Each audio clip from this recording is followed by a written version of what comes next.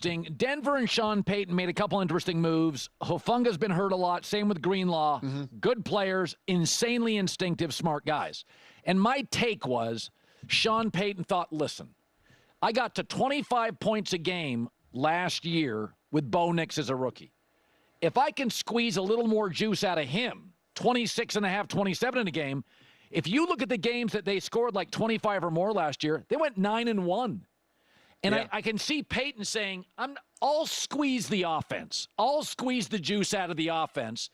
I got to get our defense, which got kind of tired at the end of the year, because a lot of people look at those moves and say they're risky.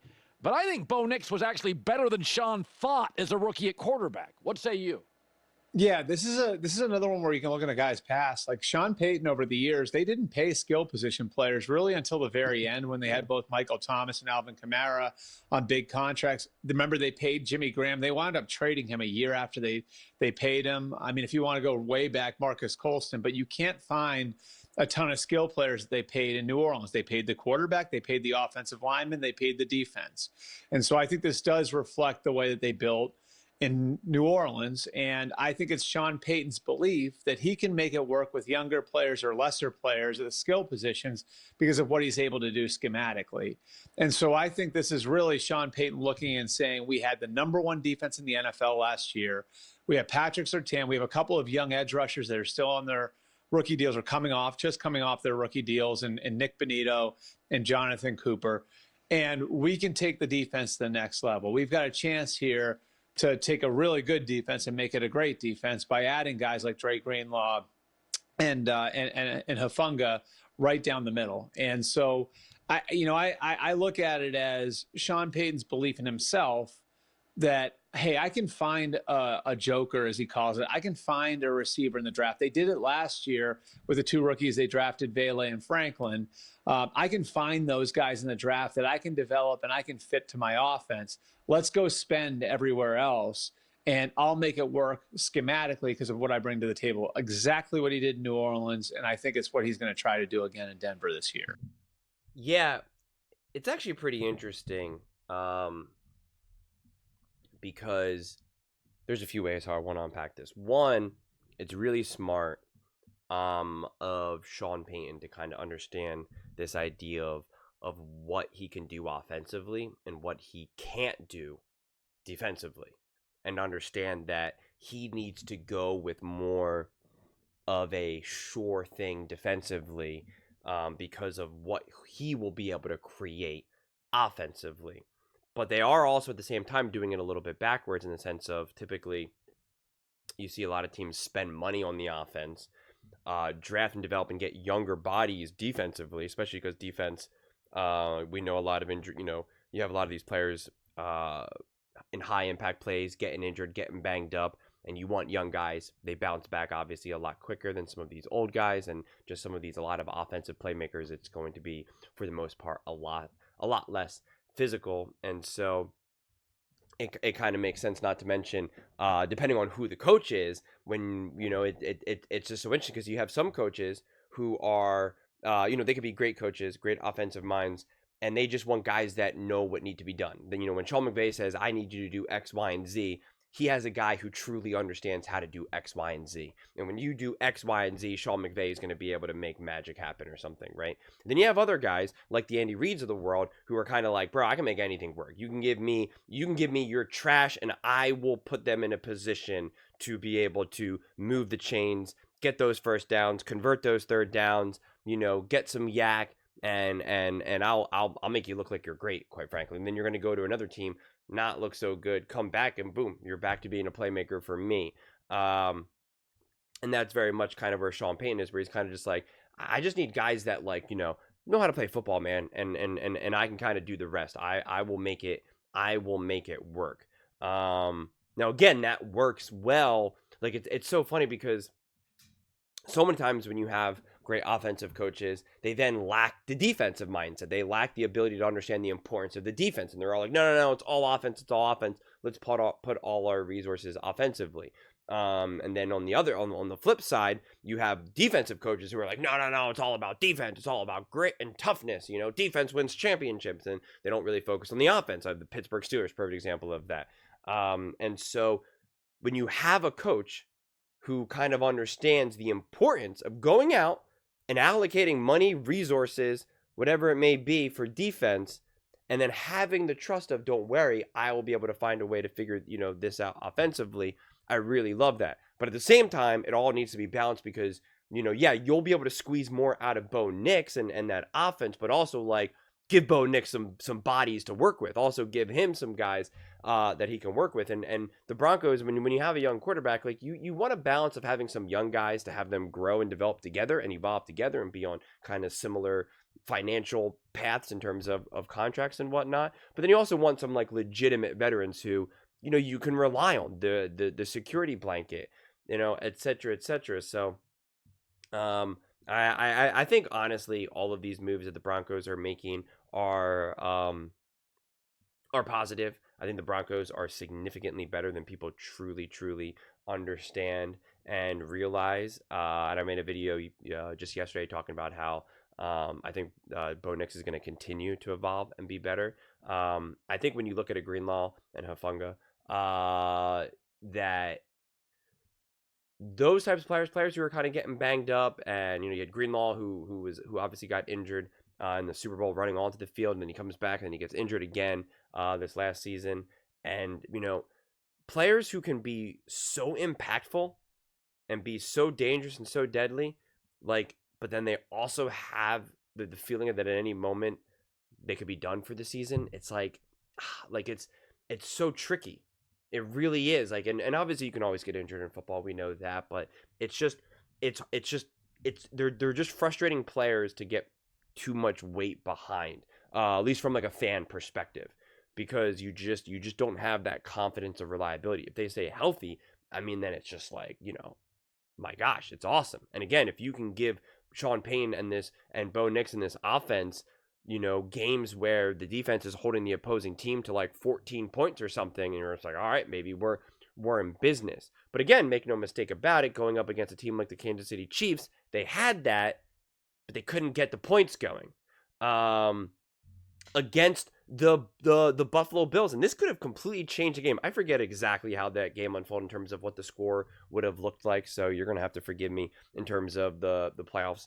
But it was just like they were either going to be able to tie the game at half or even go up, but there was like a drop third down pass. I forget, whatever it was, the offense could not execute in the way that it could have. The defense was holding their own, and the Buffalo Bills did not get off to this great start. But the offense was not enough to really take advantage of that first half defensive output. They obviously had the great play from the great throw. I think that was the opening drive from Bo Nix and the Broncos. Again, it's funny. It may as well have already been 3 years ago. But you have that. But then obviously the floodgates open. And so that's why it's both. As seemingly unnuanced of an answer that is, and maybe even feels like even like a cop out. Like it's both, quite frankly. You can point to such clear aspects of why you really want to be able to take like true steps forward on both sides of the ball. And you do that, and I think you're like a legitimate AFC contender. If you only really kind of focus on, or can only really take one big step forward on one side of the ball, yeah, I think you're competing now, and you're in the playoffs, and you can win a playoff game or two or something. But it's just like you actually, like, again, that's why if Greenlaw and Hufanga are healthy, and this defense can now take another step forward, and even though they were already great, but really take another step forward. And the offense now takes a legitimate step forward, along with Bo Nix's just development individually takes a step forward. Well, it's like, well, now you got to be the front runner to win the division and to actually legitimately be an AFC contender. Like that's the difference here. That's the difference. So, I'm just, again, it's frustrating, and I feel like a broken record, but it's just such a wait and see. Free agency is, it is just a cold reality, and it's an unpopular thing that nobody wants to say out loud, especially when you're on TV or making content, because everybody wants you to make it feel that like each decision right now matters and everything is all the answers are being answered today. But like, it's just not the reality. Everything is a wait and see. It's a wait and see what other free agency moves are going to be done. You know, what is the draft actually going to look like? And when you do have the draft, are the draft picks actual hits? You know, like it's just the reality of the situation. But, you know, nobody wants to really kind of say that. I'm willing to say it, because then people are going to be like, yeah, well, then I guess, you know, I'm not really going to tune in. But, you know, it's part of the business model of making everyone feel like, no, like, let me tell you why all this stuff really, really matters, and I'm going to give you all the answers right now. And it's just not what it is. And so, but yeah, to me, I just want to really highlight, like, from my viewpoint, like, that's what's at stake for the Broncos. And again, I know, I granted, you can always make the argument, well, you want to get better both defensively and offensively. You know, every team wants to do that. But I just think, like, if you just have marginal steps where you're getting marginally better both offensively and defensively for the Broncos, like, you are now, like, legitimate contenders. As long as Bo Nix's poise and confidence and understanding of the game also continues to develop, and he continues to play higher and higher level situational football and can execute at these big moments, you know, a minute 30 to go in the fourth quarter, or heck, entering into the second half and being able, you know, 2 minutes, 3 minutes left in the second half, and being able to maximize and put up points, like even just certain little things like that, just being able to play a high level football. And it's just like, you're there, you're right there. But I just don't want to also take the side of, yeah, Sean Payton's this great offensive coach. He'll be able to find, you know, guys and make them work. I don't want him to just make things work. I want him to make Bo Nix's life easy. When you make the quarterback's life easy, that's when you win. That's when you win. So you don't, you know, are the Buffalo Bills making life easier for Josh Allen? They are not. Are the Buffalo Bills winning Super Bowls? They are not. The Philadelphia Eagles made Jalen Hurts' life easier. Did the Philadelphia Eagles win the Super Bowl and Jalen Hurts win the MVP? They did. They did. So, you know, there it is. There you have it. But those are just my thoughts. I'd absolutely love to hear yours. What do you guys all think about Denver Broncos? You know, in terms of, I guess, this whole offense, defense, and kind of, you know, this idea that they're going to spend the money, get the more guarantees offensively, or excuse me, defensively, and I guess try to build more offensively in the draft, even though they obviously did already pick up Ingram as well. But I guess in terms of impact, you're looking at like someone like a Greenlaw, who would potentially be as a higher caliber. Again, it depends how you really, what lens you want to look at it through. Again, this is free agency, man. It's a mess. I don't know how die-hard fans of individual teams manage their expectations this early on. I'd love to hear how you guys handle news like this, because I also don't want to take the, well, let's just wait and see to the regular season, because I hate that as well. Because especially after the draft, everyone's like, well, we don't know any of the answers. We just got to wait till the games start, you know, until the games are played. And it's like, well, yeah, obviously. But like, do you expect us not to talk about anything now? Or once the regular season starts, then people are like, well, it doesn't matter. It only matters what happens in the playoffs. And it's like, sure, I guess then we're just not going to talk about anything from September, October, November, or, you know, it's a Monday and we're talking about the game coming on Sunday. And people are like, well, it doesn't matter. Talk is cheap. Let's just wait and see what happens on Sunday. And it's like, sure, then I guess we're not supposed to talk about it. But when we're talking about building this team right now in March, I'm asking the fans for your input. You know, how do you guys approach it? Because it's a mess to me. It's a mess. But those are just my thoughts. I'd absolutely love to hear yours. What do you guys all think? Let me know in the comments below. I read every single comment, so whether you agree with me or disagree with me, either way, let's get in some discussions, let's get in some fights, but ultimately, let's just have some fun. And please do consider subscribing. We're building an amazing community here, and I'd absolutely love to see you part of it. I want to build something that we all genuinely feel connected to, something that we're really excited to be part of. I think we're well on our way to doing it. And please don't forget to give this video a thumbs up, as it really does help with the visibility and the algorithm. Thank you so much. See you next time.